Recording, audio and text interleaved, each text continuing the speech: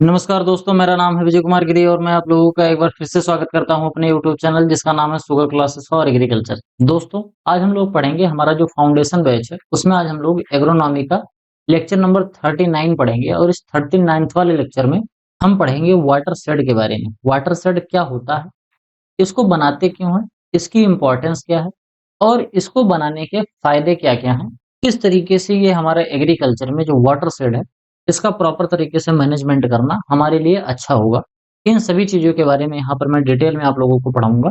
तो मैं पढ़ाना शुरू करूँ उससे पहले मैं आप लोगों को बता दूँ कि अगर आप लोग मेरा अल्टीमेट एग्रीकल्चर का कोर्स खरीदना चाहते हैं, जो कि आपको यहाँ पर क्यूआर कोड दिया गया है, इस क्यूआर कोड को स्कैन करके ₹1000 में आप इसको खरीद सकते हैं। तो अगर आप इसको खरीदना चाहते हैं तो ज़रूर खरीदिए, क्योंकि इस कोर्स में आपको यहाँ पर दिए गए सभी सब्जेक्ट बिल्कुल बेसिक से लेके एडवांस लेवल तक का आपको अच्छे तरीके से पढ़ाए जाएँगे और यहाँ पर आपको जो कुछ भी पढ़ाया जाएगा उसका आपको पीडीएफ नोट्स भी प्रोवाइड कराया जाएगा और ये जो आपको पीडीएफ नोट्स मिलेगा ये बाइलिंगुअल मिलेगा, बोले तो हिंदी और अंग्रेजी दोनों भाषाओं में आपको यहाँ पर पीडीएफ नोट्स मिलेगा। तो अगर आप इसको खरीदना चाहते हैं या फिर कोर्स से रिलेटेड कोई अधिक जानकारी चाहते हैं तो मेरा व्हाट्सएप नंबर है 9792771793। मेरे इस व्हाट्सएप नंबर से आप संपर्क करके कोर्स से रिलेटेड जो भी आपको जानकारी प्राप्त करनी है वो प्राप्त कर सकते हो। एक चीज़ मैं बता दूँ कि इसको पढ़ लेने के बाद किसी भी तरीके का एग्रीकल्चर का एग्ज़ाम हो, वन डे एग्ज़ाम जो होता है, उसमें आपको कहीं अलग से कुछ भी पढ़ना नहीं पड़ेगा। वो चाहे किसी स्टेट गवर्नमेंट की जॉब का कोई भी वैकेंसी हो या फिर इसके अलावा सेंट्रल गवर्नमेंट की कोई जॉब हो जिसमें एग्रीकल्चर पूछा जाता है, क्योंकि यहाँ पर आपको एग्रीकल्चर बिल्कुल बेसिक से एडवांस लेवल तक पढ़ाया जाएगा। बहुत ज़्यादा डिटेल में यहाँ पर आप लोगों को सही से पढ़ाया गया है। अगर आपने बीएससी एग्रीकल्चर करते समय बहुत अच्छे तरीके से नहीं पढ़ा है या आपका उस लेवल का आपका तैयारी नहीं हो पाई है, तो आप यहाँ से खरीद के ज़रूर पढ़ सकते हैं। बाकी अपने टॉपिक पर हम वापस आते हैं। टॉपिक हमारा क्या है? Water shade management. Water shade क्या होता है? वाटर शेड को हम बोलते हैं जल संभर। ध्यान से समझना, जो हमारे तालाब होते हैं, नदियाँ होते हैं, समुद्र होते हैं, इन्हीं को जो हम थोड़ा-सा ऑर्गेनाइज़्ड वे में पढ़ते हैं, तो उसी को हम वाटर शेड बोलते हैं। इसको क्या वाटर शेड जो है, वाटर शेड जो शब्द था, इसको सबसे पहली बार इंट्रोड्यूस किया गया था 1920 में, जिसका मतलब ये होता है कि ऐसी सीमाएँ जो कि जल को विभाजित करती हैं। ध्यान से समझना, यहाँ पर मैं एक इमेज बनाने की कोशिश कर रहा हूँ। इस तरीके से अगर मैं एक इमेज बनाऊँ, पृथ्वी की ऊपरी सतह कुछ इस तरीके से होती है। अब आप समझो कि यहाँ पर अगर बरसात होगी ऐसे, तो क्या होगा? यहाँ तक जो पानी गिरेगा, वो तो इधर बह जाएगा। यहाँ पर जो पानी गिरेगा, वो बह के यहाँ आएगा। यहाँ पर जो पानी बरसेगा, वो बह के यहाँ जाएगा और इधर जो पानी बरसेगा, वो बह के यहाँ आएगा। अब हर जगह पर कोई न कोई गड्ढा होता है। चाहे यहाँ पर तालाब हो सकता है, मान लेते हैं यहाँ पर नदी है, यहाँ पर तालाब है, यहाँ पर नदी है और आगे सब जाके कहाँ मिल रहे हैं? आगे सब जाके समुद्र में मिल रहे हैं, बोले तो हमारे ओशियन में जाके मिल रहे हैं। ये हमारा क्या है? ये हमारा रिवर है, ये हमारा क्या है? ये हमारा पॉन्ड है और यहाँ पर अगर हम देखें तो ये भी हमारा क्या है? ये भी हमारा रिवर है। तो इसको अगर आप ध्यान से देखोगे तो आपको समझ में आएगा कि जब हम वाटर शेड की बात कर रहे होते हैं, तो चाहे हमारा फॉरेस्ट हो, चाहे हमारे तमाम ट्रिब्यूटरीज हों जिससे हमारी नदी बनती है, चाहे हमारे वेटलैंड्स हों, चाहे बेली फ्लोर्स हों, या हमारा तालाब हो, नदी हो, या आगे जाके ओशियन हो, ये सब के सब अगर ध्यान से देखोगे तो आप पाओगे कि एक बड़े से वाटर शेड का ये पार्ट होते हैं, जिसमें ये हमारा जो पार्ट होता है, ये सब हमारा कैचमेंट एरिया होता है, जहाँ से पानी कैच होता है और यहाँ पर आके हमारा स्टोर होता है। तो इसी के बारे में यहाँ पर हम लोग डिटेल में बात करेंगे। डेफिनिशन की बात करते हैं तो डेफिनिशन इसका कहता है कि वाटरशेड वह भूमि क्षेत्र है जो कि एक साझा आउटलेट बोले तो निकास में अपवाह रन ऑफ या पानी का योगदान देता है। यानी कि वाटरशेड जो होता है, अगर जो पानी बह रहा है, जैसे मानी मान लेते हैं पानी बह के यहाँ पर आ रहा है, तो यहाँ पर पानी जहाँ-जहाँ से बह के आ रहा है, बोले तो अगर यहाँ से बह के आ रहा है, यहाँ से बह के आ रहा है, नदी के स्ट्रीम से बह के आ रहा है, या नदी की छोटी-छोटी जो ट्रिब्यूटरीज हैं, उनसे बह के आ रहा है, तो ये सभी के सभी पार्ट क्या कहलाते हैं? वाटरशेड कहलाते हैं। अगर आप ध्यान से देखोगे तो आप जहाँ पर रहते हो, जहाँ जॉब करने जाते हो, कहीं न कहीं जब हर जगह बरसात होती है, तो पानी बह के किसी नाली में, नाली से नदी में, नदी से समुद्र में जाता है। तो पूरी पृथ्वी अगर हम ध्यान से देखें, तो हमारी पूरी की पूरी पृथ्वी एक वाटर शेड है और वाटर शेड का कोई एक पार्ट है। तमाम तरीके के पार्ट होते हैं, उसमें से कोई एक छोटा-सा पार्ट हमारी एक जो ये हमारी जो हमारा जो घर है, हमारा गाँव है, ये भी एक तरीके का वाटर शेड का ही पार्ट होगा। अगर गाँव बहुत नीचे है, तो पानी आके वहाँ भर रहा होगा आपके गाँव में, तो वो तालाब हो गया, वो भी वाटर शेड का एक पार्ट होता है। अगर बहुत ऊँचा है तो वहाँ से पानी बह रहा होगा, तो रन ऑफ कर रहा होगा। तो ये भी हमारा एक वाटरशेड का पार्ट होता है। तो एक तरीके का कॉमन आउटलेट होता है जहाँ से पानी बह के आके इकट्ठा होता है। वाटरशेड की बात करें तो ये एक जियो हाइड्रोलॉजिकल यूनिट होती है, यानी कि हमारी पृथ्वी पर जल के रूप में पाया जाने वाला एक यूनिट जिसको हम वाटरशेड बोलते हैं। पृथ्वी की जितने भी लैंड है वो सब के सब एक दूसरे के वाटरशेड होते हैं, समझ गए? जैसे इस इसका जो वाटरशेड है, यहाँ पर जो पानी पाया जा रहा है, इसका वाटरशेड इस यहाँ पर जो पानी पाया जा रहा है, इसका वाटरशेड क्या है? ऊपर वाले ये सभी एरिया है। ये किसका वाटरशेड है? ये नदी का वाटरशेड है। और नदी किसका वाटरशेड है? ओशियन का वाटरशेड है। तो पूरी पृथ्वी किसी न किसी का वाटरशेड हुआ करता है। आगे हम बात करते हैं इसका कॉन्सेप्ट का और कैचमेंट क्या होता है। तो जब हम बात करते हैं इसकी बाउंड्रीज की, तो एक watershed is boundary by a draining divided within, ध्यान से समझना क्या कह रहा है। एक वाटर शेड जल निकासी विभाजन से घिरा होता है जिसके भीतरी सतह पर रन ऑफ इकट्ठा होता है। यह एक निकास से बड़ी बड़ी नदी या फिर झील में बह जाता है। कहने का मतलब ये है जैसे अभी मैंने आप लोगों को पढ़ाया था ना, इस तरीके से इमेज बनाई थी। यहाँ पर पानी बरस रहा है तो इधर चला जा रहा है, यहाँ पर बरस रहा है इधर चला जा रहा है, यहाँ पर बरस रहा है तो इधर चला जा रहा है, ऐसे यहाँ चला जा रहा है, इधर का वाला इधर आ जा रहा है। तो यहाँ पर ये जो सभी चीजें बह रही हैं, तो यहाँ पर जो है एक ये बाउंड्री बन रही है, यहाँ पर बाउंड्री बन रही है, यहाँ पर बाउंड्री बन रही है। यानी कि इधर वाला पानी जो है, इतने के बीच में जो पानी बहेगा, बरसेगा, वो सब पानी इकट्ठा होके यहाँ पर आएगा। तो यहाँ पर हम इसको क्या बोलते हैं? ये किनारे वाला जो पार्ट होता है, इसको हम बाउंड्री बोलते हैं।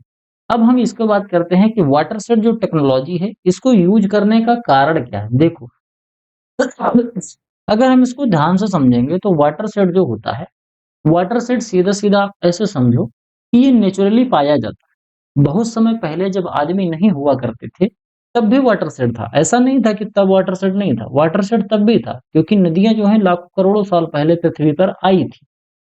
अब ये नदियाँ जो हैं ये वाटरशेड का ही एक पार्ट हुआ करती थी। तो वाटरशेड पहले नेचुरली पाया जाता था, लेकिन फिर बाद में धीरे-धीरे हमने नदियों पर बाँध बनाने स्टार्ट कर दिए, जहाँ पर जंगल थे वहाँ खेती करना स्टार्ट कर दिया, रहना स्टार्ट कर दिया। मतलब हमने पृथ्वी की ऊपरी सतह को अपने तरीके से मैनिपुलेट करना स्टार्ट कर दिया, अपने तरीके से उसका यूज़ करना स्टार्ट कर दिया। इसीलिए जो हमारे जो नेचुरल वाटरशेड हुआ करते थे, उसके अंदर थोड़े-थोड़े परिवर्तन आने लगे। जैसे एक नदी है, अगर नदी के पानी को हमने डाइवर्ट करके एक नहर बना दी, तो नदी के पानी का जो वाटरशेड वाला जो उसका पूरा इकोलॉजी हुआ करती थी, उसकी जो पूरी साइकिल चला करती थी, उसके अंदर किसी न किसी तरीके से थोड़ा-सा परिवर्तन ज़रूर हुआ। तो उन्हीं सभी परिवर्तन को देखते हुए फिर बाद में हमको ये वाटरशेड का मैनेजमेंट करना भी स्टार्ट करना पड़ा। क्यों? अगर हम नहीं करेंगे ये चीज़, तो हमने जो नदी के धारा को मोड़ा है नहर से, नदी के जो नीचे है यानी कि नहर से अगर हमने पानी निकाल लिया, मान लेते हैं कि हमारी नदी बह रही है, यहाँ से हमने नहर निकाली। अब पानी जो डाइवर्ट होके यहाँ जाएगा, तो ये वाला जो नीचे वाला पार्ट है, अगर यहाँ ज़्यादा पानी नहीं पहुँच पाया या कम पानी पहुँचेगा, तो यहाँ का जो जीवन है, यहाँ के जो जीव-जंतु, वनस्पतियाँ हैं, इनके इनकी जो लाइफ साइकिल है, उसमें कुछ ना कुछ प्रभाव ज़रूर पड़ेगा। तो इसी वजह से वाटरशेड कॉन्सेप्ट की ज़रूरत पड़ी कि अगर हम पानी को डाइवर्ट कर रहे हैं, तो जो लोअर जो फ्लो है, जहाँ पर पानी पहले जाया करता था, वहाँ के जो एरियाज़ हैं, वहाँ पर कम से कम प्रभाव पड़े और अगर प्रभाव पड़ रहा है, तो हम वहाँ का जो नेचर है, वहाँ की जो इकोलॉजी है, वहाँ का जो एनवायरनमेंट है, उसको हम किस तरीके से प्रोटेक्ट कर सकते हैं, इसीलिए हमारी ज़रूरत पड़ी वाटरशेड मैनेजमेंट की। जब हम वाटरशेड मैनेजमेंट पढ़ रहे होते हैं, तब उसमें हमारा एक इम्पोर्टेंट कॉन्सेप्ट आता है जिसको हम बोलते हैं कैचमेंट एरिया यानी कि जल ग्रहण क्षेत्र। It is the water collecting area. यह ऐसा वाटर कलेक्टिंग एरिया होता है जहाँ से पानी फ्लो करके किसी रिवर में या फिर किसी वाटर पूल में या फिर पॉन्ड में आके इकट्ठा होता है। यानी कि अगर हम बात करें तो हमारा ये जो फॉरेस्ट है, ये तमाम तरीके की जो स्ट्रीम की ट्रिब्यूटरीज हैं, जो रिवर्स होता है, वेटलैंड्स हैं, वैली फ्लोट्स हैं, ये सभी के सभी हमारी कैचमेंट एरिया होता है। समझ गए? जैसे यहाँ से पानी कैच होता है, कलेक्ट होता है, मतलब जहाँ का पानी बरस के कहाँ जा रहा है, जहाँ से पानी बह के हमारा एक तालाब में या नदी में जा रहा है। जैसे मैंने आप लोगों को एक फिगर जो बनाया था, इसको मैं फिर से बना के दिखा रहा हूँ। यहाँ का पानी बह के इधर जा रहा है, यहाँ का पानी यहाँ जा रहा है, यहाँ का पानी यहाँ जा रहा है, इस तरीके से यहाँ का पानी ऐसे जा रहा है और ऐसे जा रहा है पानी। अब इसको अगर आप ध्यान से देखोगे तो ये तो हमारा बाउंड्री होगा, मैंने आपको बताया था। इसके बाद ये बीच वाला ये जितना एरिया है, जहाँ का पानी बह के यहाँ पर एक नदी में जा रहा है, ये पूरा का पूरा जो एरिया होता है, इसको हम कैचमेंट एरिया बोलते हैं। बाकी ये हमारी जो 2 लाइन है, इन दोनों लाइन को हम क्या बोलते हैं? इन दोनों लाइन को हम बोलते हैं बाउंड्रीज़। समझ गए यहाँ तक बात? आगे बढ़ते हैं, देखते हैं आगे क्या कहता है। अब वाटरशेड मैनेजमेंट की डेफिनेशन की बात करते हैं, तो इसका जो सीधा-सीधा प्राइमरी गोल होता है वो कंजर्वेशन ऑफ सॉइल और वाटर रिसोर्सेज। जो हमारी पृथ्वी है, पृथ्वी पर वाटर जो हमारा है, जो सिंचाई के लिए जो जल है, वो काफ़ी कम मात्रा में पाया जाता है। समुद्र में तो बहुत पानी है, लेकिन समुद्र का पानी खारा है, उसको हम खेती के लिए यूज़ नहीं कर सकते। हमको अपने पानी को एक इरिगेशन के लिए जो मीठा पानी होता है, उसको यूज़ करना पड़ता है, शुद्ध पानी जो होता है। क्योंकि अगर पानी हमारा कंटामिनेटेड है, तो हम अगर उससे खेती करेंगे तो हमारी मिट्टी खराब होगी, हमारी फसल अच्छे से ग्रो नहीं होगी। तो इन सभी चीज़ों को हमारी पृथ्वी के अंदर या पृथ्वी की ऊपरी सतह पर हमारे जो तालाब हैं, नदियाँ हैं, ये सभी जीवित रहें। पृथ्वी की ऊपरी सतह पर वाटर रिसोर्स प्रॉपर तरीके से मेंटेन रहें और इसके साथ-साथ जो हमारी मिट्टी है, उसके अंदर प्रॉपर तरीके से मॉइस्चर मिल पाए। इन सभी चीज़ों के लिए हमको वाटरशेड मैनेजमेंट की ज़रूरत पड़ती है। जैसे अगर हम छोटे स्केल पे देखें तो हम हमारे खेत में अगर मॉइस्चर की कमी हो रही है तो हम सिंचाई कर देंगे, कोई दिक्कत नहीं है। लेकिन आप सोचो कि सिंचाई करने के लिए आप पानी लाओगे कहाँ से? या तो आप ज़मीन से लाओगे, ज़मीन के नीचे से या तो तालाब, नदी से कहीं से लाओगे। लेकिन अगर आप सोचो कि प्रॉपर अगर नदियों को मैनेज ना किया जाए और जो ज़मीन के अंदर का पानी है, उसमें पानी रिचार्ज ना हो, बरसात के समय पे पानी अगर अंडरग्राउंड वाटर नहीं बन रहा है, वाटर टेबल हमारा नहीं सही से ऊपर आ रहा है, तो हमको ज़मीन से भी पानी नहीं मिलेगा एक समय के बाद। तो उसी को मैनेज करने का जो कॉन्सेप्ट है, ये वाटरशेड मैनेजमेंट के अंतर्गत आता है। इसके अलावा जब हम वाटरशेड मैनेजमेंट करते हैं, तो इससे हम पॉल्यूशन को भी कंट्रोल करते हैं। जैसे हमारा जो सॉइल पॉल्यूशन होता है, यानी कि मिट्टी का जो इरोजन हो रहा होता है, वो भी एक तरीके का पॉल्यूशन ही होता है। तो जब हम मिट्टी के इरोजन को रोकते हैं प्रॉपर वाटरशेड मैनेजमेंट करके, तो एक तरीके से हम क्या कर रहे होते हैं, एक तरीके से हम पॉल्यूशन को भी कम कर रहे होते हैं। इसकी बेनिफिट की बात करें तो जब हम वाटरशेड मैनेजमेंट करते हैं, तो इससे हमारी मिट्टी सुरक्षित रहती है, पानी जो हमारा है, ये भी सुरक्षित रहता है। जगह-जगह पर हम कैचमेंट एरियाज़ बनाते हैं, जहाँ से पानी इकट्ठा होके हमारे तालाबों में, डैम में इकट्ठा होता है और बाद में जब बरसात नहीं होती है, तब हम उसको लंबे समय तक अपने यूज़ के लिए इस्तेमाल कर सकते हैं। जिससे फार्मर और हमारी जो कम्युनिटी, हमारी जो सोसाइटी है, पीने के लिए, खाने के लिए, नहाने के लिए, धोने के लिए, हर चीज़ के लिए हमको पानी की ज़रूरत पड़ती है और ये सभी पानी हमको तभी मिल पाएगा जब हम वाटरशेड मैनेजमेंट करेंगे। वाटरशेड मैनेजमेंट केवल एग्रीकल्चर के लिए ही ज़रूरी नहीं होता है। जैसे दिल्ली जो इतना बड़ा-सा शहर है, उसको पानी देने के लिए हमको वाटरशेड मैनेजमेंट की ज़रूरत पड़ेगी। नहीं तो अगर हम जमुना का पानी ऐसे ही देते रहेंगे, तो जमुना में जो नीचे वाला जो फ्लो है, वो भी बर्बाद होगा। तो हमको एक प्रॉपर तरीके से कैलकुलेट करके चीज़ों को मैनेज करना होता है, जिससे कि जहाँ पर जैसे पानी की ज़रूरत हो, वहाँ पर उतनी पानी पहुँच पाए और जो नीचे वाले जो एरियाज़ हैं, वहाँ पर भी पानी अगर कम हो रहा है थोड़ा बहुत, तो उसको भी प्रॉपर तरीके से मैनेज किया जा सके। ऐसा नहीं है कि पता चले कि जमुना का पानी जो नीचे वाला जो एरिया है, वहाँ पर पानी ही नहीं जा पा रहा है और पूरा का पूरा पानी इधर-उधर डिस्ट्रीब्यूट किया जा रहा है। तो नीचे वाले फिर को दिक्कत होगी, तो प्रॉपर वाटरशेड जब मैनेजमेंट करते हैं, तो हम सभी चीज़ों को एक साथ देख के, एक साथ प्रॉपर्ली मैनेज कर पाते हैं। अगर हम बात करें तो क्वेश्चन इसी से पूछा जाता है, जब पूछा जाएगा तो आपका या तो कैचमेंट एरिया पूछा जाता है या बाउंड्री पूछा जाता है या वाटरशेड होता क्या है, ये पूछा जाता है। इसके बाद पूछा जाता है कि वाटरशेड जो होता है इसके टाइप कितने होते हैं? तो वाटरशेड ये 4 तरीके के होते हैं।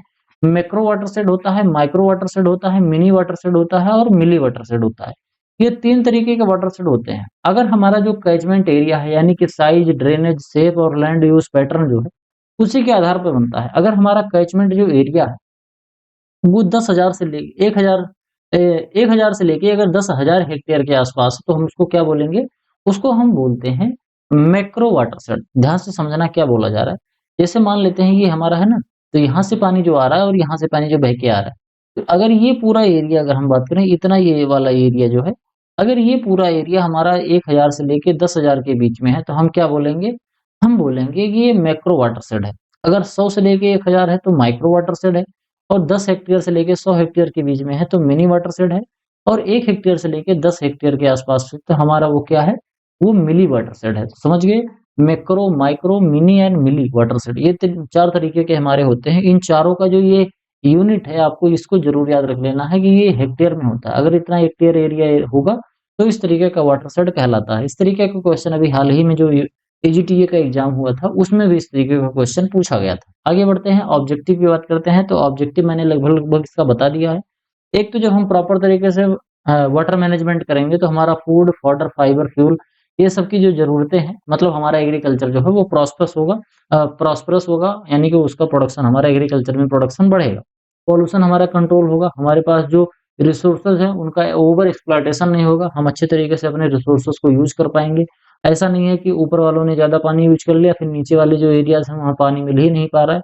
हम वाटर को प्रॉपर तरीके से कंट्रोल कर पाएँगे, जो वाटर का शॉर्टेज है, जो फ्लड हो रही है बार-बार कहीं पर, कई जगह पर बाँध कट जाते हैं तो बाढ़ आ जाती है, सूखा पड़ जाता है। चेकिंग, सेडिमेंटेशन ये सभी चीज़ों को हम प्रॉपर तरीके से कंट्रोल कर पाएँगे और जो हमारी वाइल्ड लाइफ़ है उसको भी प्रॉपर तरीके से मैनेज कर पाएँगे। क्योंकि जब बाढ़ आती है तो आप लोगों ने देखा होगा हमारे बहुत ढेर सारे जो जंगल हैं, अगर वहाँ पर बाढ़ आती है तो हमारे बहुत ढेर सारे जंगली जो जानवर हैं, वो काफ़ी ज़्यादा अफ़ेक्टेड होते हैं, कई बार बह जाते हैं, कई बार डूब जाते हैं।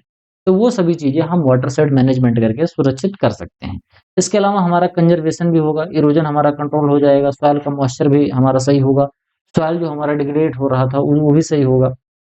बाकी हमारा वाटर और सॉइल का कंज़र्वेशन तो हो ही रहा है। एम्प्लॉयमेंट मिलता है जब हम प्रॉपर तरीके से वाटरशेड मैनेजमेंट करते हैं तो उसके लिए हमको काफ़ी ज़्यादा लेबर की ज़रूरत पड़ती है, बाँध बनाना है, डैम बनाना है तो उसके लिए लेबर की ज़रूरत पड़ती है, तो एम्प्लॉयमेंट जनरेशन भी होता है।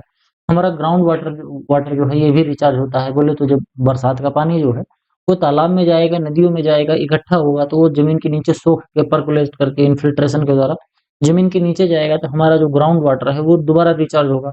अब वो जब दोबारा रिचार्ज होगा तो हम उसको पानी निकाल के पीने के लिए, नहाने के लिए, धोने के लिए और खेती करने के लिए हम उपयोग कर सकते हैं। इस तरीके से हम रिक्रिएशन भी करेंगे जो हमने पृथ्वी को बर्बाद कर रखा था।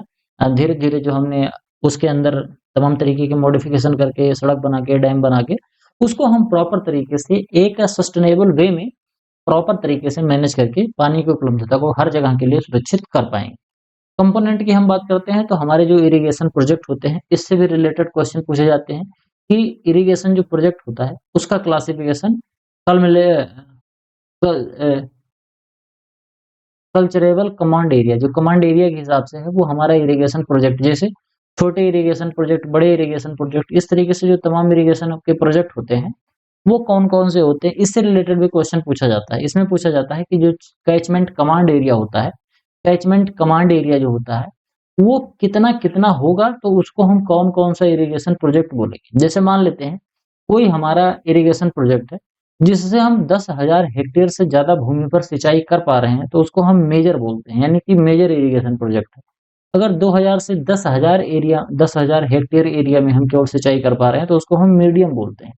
और अगर 2000 से कम होगा तो माइनर होता है। यानी कि जो हमारे गाँव में ट्यूबवेल लगा होता है ना, ट्यूबवेल जो लगा होता है या सबमर्सिबल लगा होता है जो, तो वो हमारा क्या होता है, वो माइनर में आता है। वो लगभग 2000 हेक्टेयर तक की ज़मीन की सिंचाई कर पाता है। उससे छोटा मतलब 1-2 hectare, 5 hectare, 20 hectare, 50 hectare, 100 hectare, 500 hectare, यानी कि 2000 हेक्टेयर से वो कम ही रहेगा। तो अगर 2000 हेक्टेयर एरिया से कम वाला कोई इरिगेशन प्रोजेक्ट है तो उसको माइनर इरिगेशन प्रोजेक्ट बोलते हैं।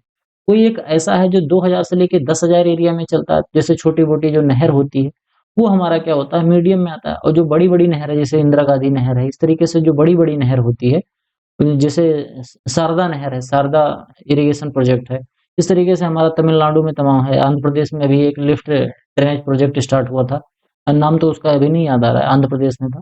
वो है, तो ये सभी हमारे मेजर इरिगेशन प्रोजेक्ट में जाते हैं। इस तरीके के क्वेश्चन भी हमारे एग्ज़ाम में पूछे जाते हैं, तो इसको भी ज़रूर याद करना क्योंकि इस तरीके के क्वेश्चन डायरेक्टली इरिगेशन प्रोजेक्ट से रिलेटेड एग्ज़ाम में पूछे जाते हैं कि कौन-सा इरिगेशन प्रोजेक्ट माइनर, मीडियम या फिर मेजर में आएगा। तो 10,000 से ज़्यादा है तो मेजर में, 2000 से 10,000 के बीच में है तो मीडियम में और 2000 से अगर कम है तो माइनर में जाएगा। ये सभी के सभी जो यूनिट है हमारे हेक्टेयर में है, इसको ज़रूर याद रखना। आगे हम बात करते हैं शेप की। तो शेप इसका जो सॉरी स्टेप जो होता है, स्टेप यानी कि वाटरशेड अगर मैनेजमेंट करना है हमको, तो क्या-क्या करना होगा? वाटरशेड मैनेजमेंट करना है तो हमारे दिमाग में कौन-कौन सी थिंकिंग प्रोसेस आती है, कैसे-कैसे हम वाटरशेड मैनेजमेंट करते हैं। तो सबसे पहले तो हमको आएगा पहला चरण जिसको हम रिकॉग्निशन बोलते हैं। सबसे पहले तो हम हमारे दिमाग में यही आएगा कि हमें यहाँ पर इरिगेशन वाटरशेड की ज़रूरत है। ध्यान से समझना।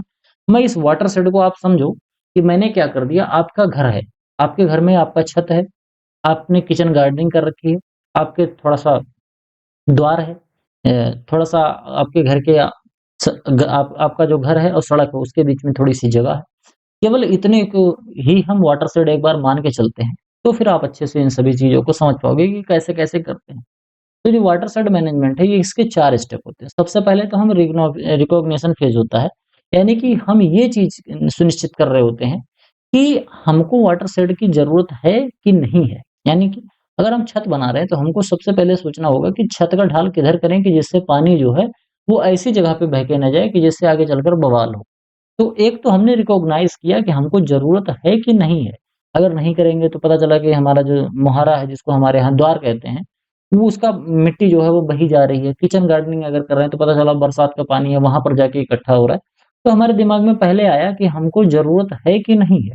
अब हमको ज़रूरत है तो हमको रिस्टोरेशन करना होगा। रिस्टोरेशन यानी कि अब हम उसको प्रॉपर तरीके से बनाएँगे। पहले तो हमने सोचा कि करना कैसे है? फिर जब सोच लिया कि ऐसे-ऐसे करना है तब उसको अब हम कर रहे हैं।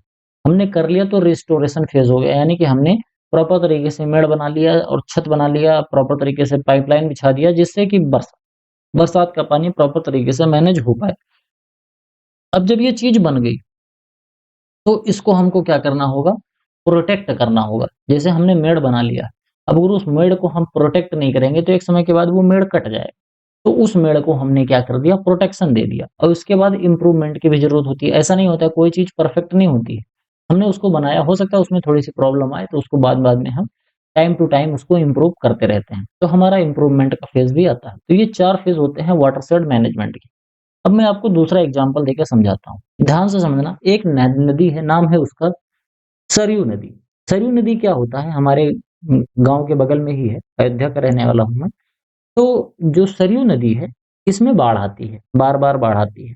तो बाढ़ बार-बार आने की वजह से जो सरयू नदी से सटे हुए कुछ गाँव हैं, जहाँ पर धान की खेती और गन्ने की खेती बहुत अच्छे तरीके से होती है। लेकिन क्योंकि बार-बार बाढ़ आ जाती है, तो इसकी वजह से वहाँ पर ढेर सारी फसलों का नुकसान होता है और वहाँ पर रहने वाले जो लोग हैं, उनका जीवन शैली भी काफ़ी ज़्यादा अफ़ेक्टेड होती है। उनकी जो लाइफ़ है, वो भी काफ़ी ज़्यादा अफ़ेक्टेड होती है।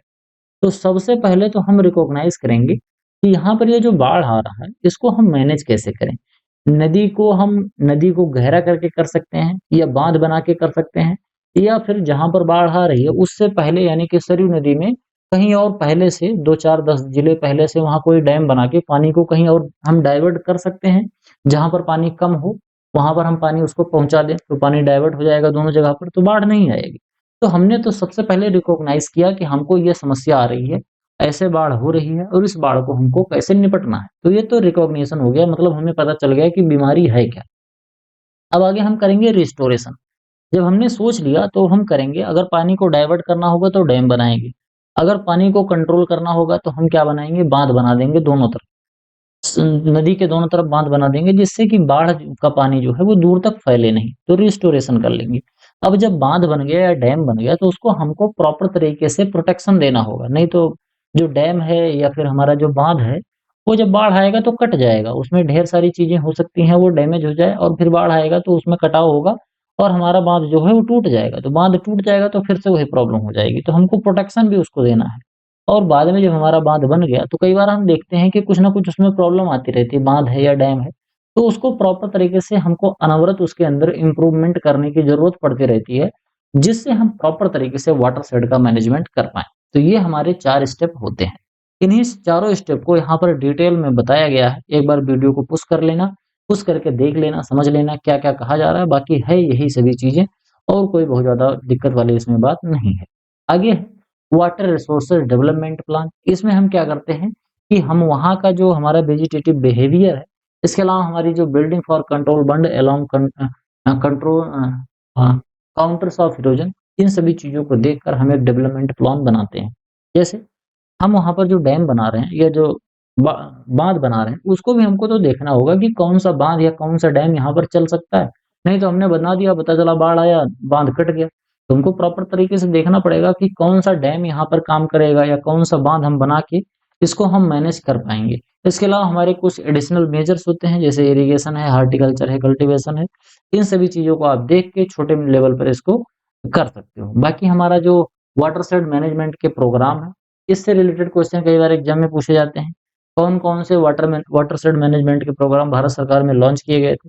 जैसे हमारा एक तो है ड्रॉट प्रोन एरिया प्रोजेक्ट, यानी कि जहाँ पर ज़्यादा ऐसी समस्या होती है, जहाँ पर बहुत ज़्यादा सूखा पड़ता है, कम बरसात होती है, वहाँ पर चीज़ों को सही करने के लिए, वहाँ पर एग्रीकल्चर को बढ़ावा देने के लिए ड्रॉट प्रोन एरिया प्रोजेक्ट चलाया गया था 1970-71 में।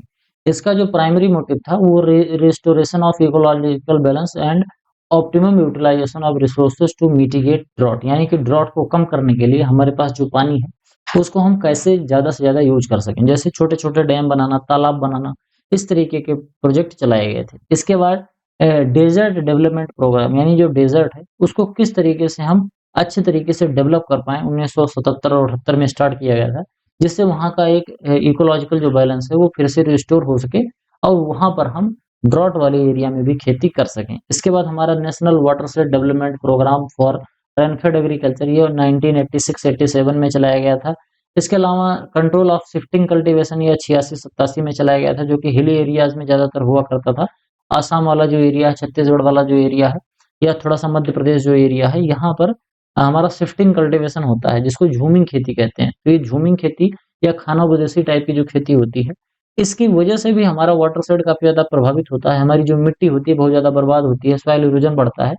तो इन सभी चीज़ों को कंट्रोल करने के लिए भी शिफ्टिंग कल्टीवेशन को रोकने के लिए 1986-87 में कंट्रोल ऑफ शिफ्टिंग कल्टीवेशन का प्रोग्राम स्टार्ट किया गया था। इसके अलावा world bank assistant integrated watershed management project start किया गया था, जो 1990 में स्टार्ट हुआ था।